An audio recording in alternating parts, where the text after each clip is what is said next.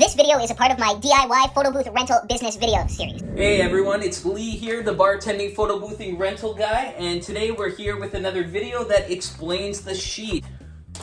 It's the sheet that I was talking about in the previous video that goes inside the box that accompanies the photo booth for a photo booth rental. So along with the sheet, I'll be meshing in my clips from my DIY photo booth rental business videos. Let's face it, people rent something, they need instructions. Your rental photo booth may change hands multiple times whether you know it or not. Maybe the person renting it isn't the person picking it up or setting it up. Regardless, if you have a sheet that comes with the rental, then somebody always has something to read over, or it refers back to your other methods to show them how to set up the booth, aka YouTube videos, aka phone numbers where they can call you, and other sources of information where they can get the knowledge to set up the booth properly. I'm gonna post a link to the sheet in the description.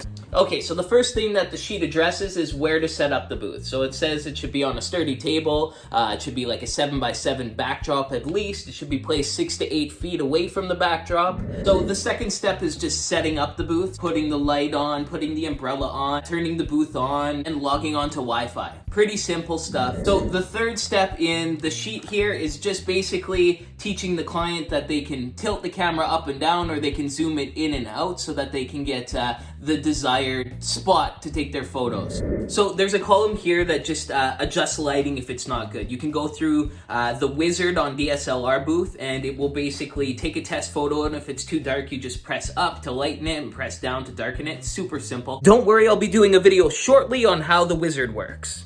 So along with this sheet, make sure and set up the booth with the client when they come to pick up the booth so that you can show them that everything's in working order. So when they call you and say, "Hey, the booth's not working," then you can say, Hey, yes it is, because we set it up together. and make sure they sign a form that states the booth is in working order. Along with the sheet, you should make YouTube videos of yourself or someone setting up the booth so that they can refer to the online links.